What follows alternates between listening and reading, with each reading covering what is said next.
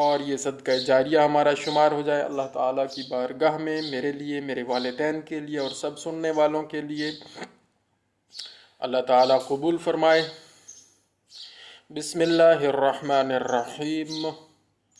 علم تر الی الذین خرجوا من دیارہم وہم الوف حذر الموت فقال لهم اللہ موتوا ثم احیاہم ان اللہ لذو فضل علی الناس ولکن اکثر الناس لا یشکرون۔ رب العالمین کیا فرماتے ہیں اس آیت مبارکہ میں؟ علم تر الی الذین، تاکہ تم سمجھو اے رسول، کیا تم نے ان لوگوں کے حال پر نظر نہیں کی؟ علم تر الی الذین، کیا آپ نے ان لوگوں کے حال پر نظر نہیں کی؟ خرجوا من دیارہم، جو موت کے ڈر کے مارے اپنے گھروں سے نکل بھاگے۔ اللہ اکبر۔ خرجوا من دیارہم، اپنے گھروں سے نکل بھاگے۔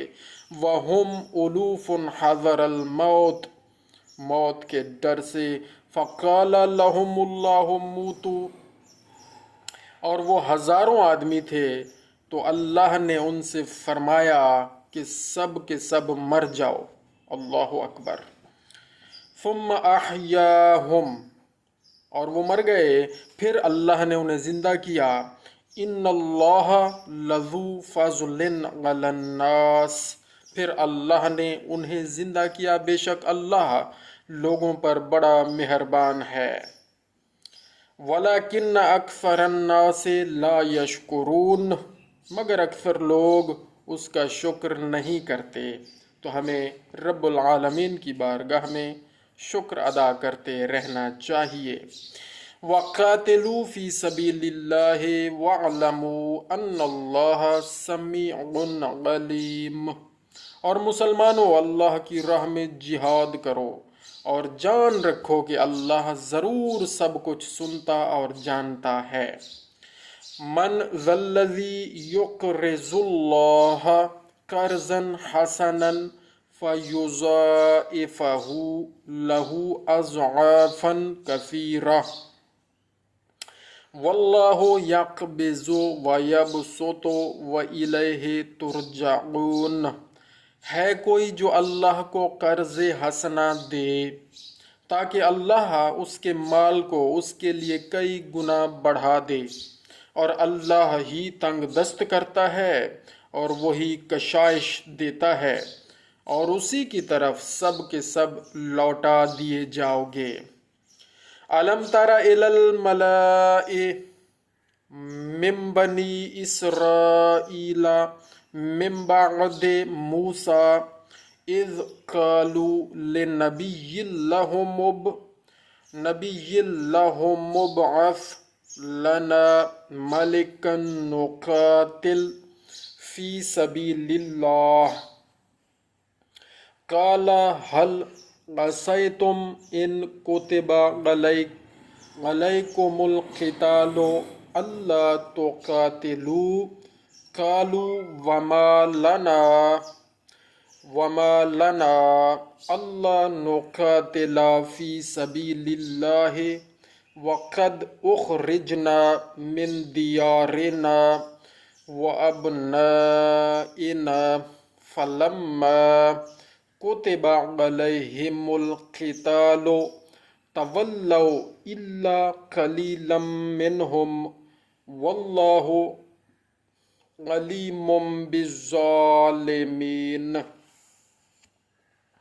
اے رسول صلی اللہ علیہ وآلہ وسلم، کیا آپ نے موسیٰ علیہ السلام کے بعد بنی اسرائیل کے سرداروں کی حالت پر نظر نہیں کی جب انہوں نے اپنے نبی بریکٹ میں لکھا ہے شموئیل سے کہا کہ ہمارے واسطے ایک بادشاہ مقرر کیجئے تاکہ ہم اللہ کی راہ میں جہاد کریں؟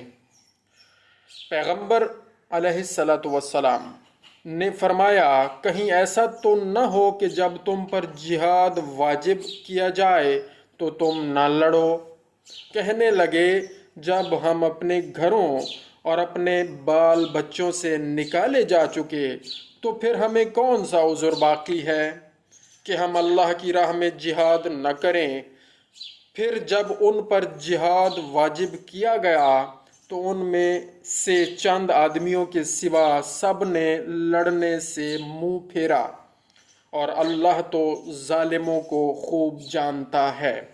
تو رب العالمین یہاں پر یہ جو قرآن کریم حضور پاک صلی اللہ علیہ وآلہ وسلم پر اللہ پاک نے نازل فرمایا اور ہم سب کی ہدایت کے لیے نازل فرمایا، تو حضرت موسیٰ علیہ السلام اور ان کی قوم کی اللہ رب العالمین نے مثال بیان فرمائی ہے تاکہ ہم سمجھیں کہ وہ بھی یہی کہتے تھے۔ انہوں نے اپنے نبی شموئیل سے کہا کہ انہوں نے کہا موسیٰ کے بعد بنی اسرائیل کے سرداروں کی حضرت موسیٰ علیہ السلام کے بعد بنی اسرائیل کے سرداروں کی حالت پر نظر نہیں کی یا رسول اللہ؟ حضور پاک کو اللہ رب العالمین خطاب فرماتے ہیں اور ان کے ذریعے ہم تک پہنچا رہے ہیں کہ جب انہوں نے اپنے نبی شموئیل سے کہا کہ ہمارے واسطے ایک بادشاہ مقرر کیجئے تاکہ ہم اللہ کی راہ میں جہاد کریں، تو یہ ہمارے لیے ہے، ہم سب کے لیے ہے کہ وہ بھی اسی طرح ایک بادشاہ مانگتے تھے، ایک سپہ سالار اور لیڈر مانگتے تھے اور چاہتے تھے کہ جی ہم پھر جہاد کریں گے اللہ کی راہ میں۔ تو پھر پیغمبر نے فرمایا کہیں ایسا تو نہ ہو کہ جب تم پر جہاد واجب کیا جائے تو تم نہ لڑو۔ کہنے لگے جب ہم اپنے گھروں اور اپنے بال بچوں سے نکالے جا چکے تو پھر ہمیں کون سا عذر باقی ہے۔ تو پہلے یہ باتیں کرتے تھے، لیکن پھر بعد میں ثابت قدمی دکھانا بہت بڑا مرحلہ ہے۔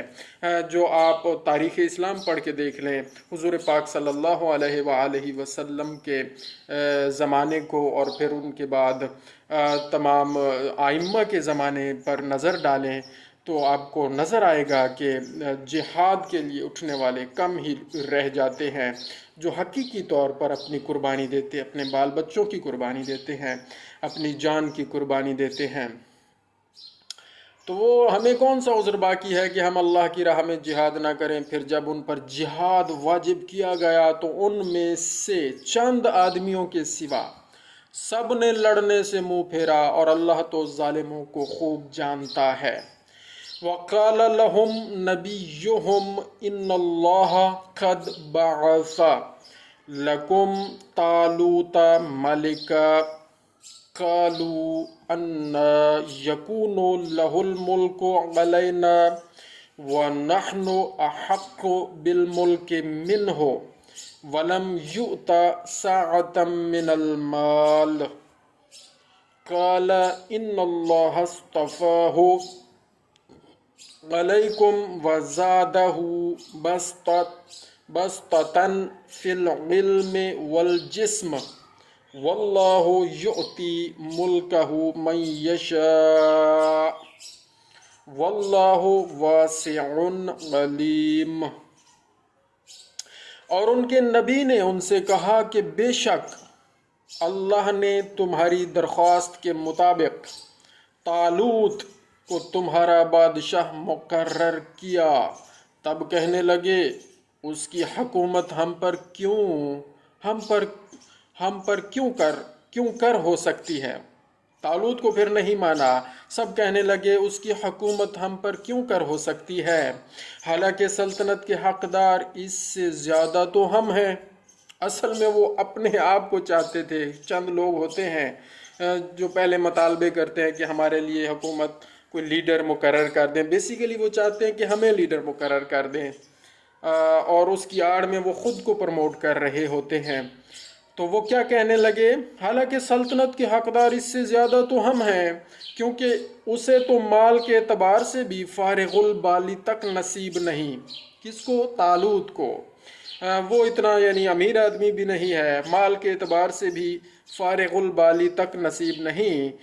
نبی علیہ السلام نے کہا خدا نے اسے تم پر فضیلت دی ہے، اور مال میں نہ صحیح مگر علم اور جسم کا پھیلاؤ، یعنی طاقتور تھے وہ اور فٹ انسان، فٹ آدمی تھے طالوت، تو علم میں بھی زیادہ تھے، تو جسم کا پھیلاؤ تو اسی کا اللہ نے زیادہ فرمایا ہے، یعنی اللہ تعالیٰ نے اسے علم زیادہ دیا ہے اور اسے مضبوط اور طاقتور اللہ پاک نے بنایا ہے طالوت کو، تو شجاعت ہونی چاہیے اور ظاہری طور پر اس کا رعب و دبدبہ دشمن پر ہونا چاہیے۔ تو یہ دو کوالٹیز مل گئی ہمیں قرآن کریم سے کہ لیڈر اگر کسی کو بنانا ہے تو وہ جسمانی طور پر بھی مضبوط ہو، جو جسمانی طور پر فٹ ہوگا، مضبوط ہوگا، وہ ذہنی طور پر، اعصابی طور پر، سائیکولوجیکلی بھی مضبوط انسان ہوگا اللہ تعالیٰ کے فضل و کرم سے، ایک۔ اور دوسرا جو بلکہ پہلے نمبر پہ علم ہے، پھر یہ جسمانی فٹنس آتی ہے اور ذہنی فٹنس آتی ہے اور تمام طرح کی فٹنس آتی ہے۔ تو اللہ تعالیٰ نے طالوت کو یہ دو کوالٹیز دی ہیں اور اللہ نے اسے منتخب کیا ہے، اور جب اللہ کی طرف سے ایک انتخاب ہو جائے، یہ ووٹوں کا معاملہ نہیں ہے کہ لوگ سلیکٹ کریں، یہ جو لیڈر آتا ہے، جو الہی لیڈر ہوتا ہے، وہ اللہ تعالیٰ کی طرف سے منتخب ہوتا ہے، اور اس کی جو کوالٹیز ہوتی ہیں وہ یہی ہیں کہ شجاعت اس کے اندر ہو، علم اس کے اندر ہو، دور اندیشی، آگے بھی آئیں گی کچھ کوالٹیز، وہ ہم پڑھیں گے انشاءاللہ العزیز۔ تو اسی کا اللہ نے زیادہ فرمایا ہے، کیا؟ علم اور جسم۔ اور خدا اپنا ملک جسے چاہے دے، اور اللہ بڑی گنجائش والا اور واقف کار ہے، واللہ واسع علیم، اللہ بڑی گنجائش والا اور واقف کار ہے۔ وقال لهم نبیہم ان آیات ملکہ ان یاتیکم التابوت فیہ سکینۃ من ربکم وبقیۃ مما ترک آل موسیٰ وآل ہارون تحملہ الملائکہ ان فی ذالک لآیۃ لکم ان کنتم مؤمنین۔ رب العالمین فرماتے ہیں، اور ان کے نبیوں نے ان سے یہ بھی کہا، اس کے من جانب اللہ بادشاہ ہونے کی یہ پہچان ہے کہ اللہ نے اسے طالوت کو بادشاہ بنایا ہے۔ نبی نے فرمایا، ان کے نبی نے یہ بتایا انہیں کہ بادشاہ من جانب اللہ بادشاہ ہونے کی یہ پہچان ہے کہ تمہارے پاس وہ صندوق آ جائے گا جس میں تمہارے پروردگار کی طرف سے تسکین دہ چیزیں اور ان تبرکات سے بچا کھچا ہوگا جو موسیٰ علیہ السلام و ہارون علیہ السلام کی اولاد یادگار چھوڑ گئی ہے، اور اس صندوق کو فرشتے اٹھائے ہوں گے۔ اگر تم ایمان رکھتے ہو تو بے شک اس میں تمہارے واسطے پوری نشانی ہے۔ تو صندوق کے یہ جو تابوت ہے، تابوت سکینہ کے نام سے مشہور ہے، تسکین والا تابوت، تو روایات میں ملتا ہے کہ یہ تابوت چلتے چلتے چلتے آخر میں ہمارے امام، آخری امام اس زمانے کے امام صاحب العصر والزمان علیہ السلام کے پاس ہوگا، جب وہ ظاہر ہوں گے رب العالمین کے حکم سے۔ وہ موجود ہیں، زمین پر ہیں، زندگی گزار رہے ہیں، اللہ تعالیٰ ان کی تعجیل، ان کے ظہور میں تعجیل فرمائے، آمین یا رب العالمین۔ تو حاشیے پر کیا لکھا ہوا ہے، تھوڑی سی اس کی تفسیر ہم پڑھنے کی سعادت حاصل کرتے ہیں۔ یہ ہم نے رکوع پڑھا، یہ ہم نے شروع میں غلطی سے یہ کہہ دیا کہ یہ رکوع نمبر 5، یہ غور نہیں کیا میں نے پڑھتے پڑھتے۔ پہلے میں موبائل سے قرآن کریم پڑھتا تھا، تو آج میں نے قرآن کریم کی کتاب خود اٹھائی ہے، تو اس میں اب غور کرتے ہیں۔ یہ 15 نمبر رکوع ہے، میں معذرت خواہ ہوں، 15 نمبر رکوع ہم نے مکمل کیا یہاں پر انشاءاللہ۔ 15 نمبر رکوع سے آگے ہے یہ سارا سلسلہ، یہ جو ہم نے آیات تلاوت کی ہیں۔ اللہ تعالی ہمیں پڑھنے کی اور سمجھنے کی توفیق عطا فرمائے۔ اللہم صلی علی محمد و آل محمد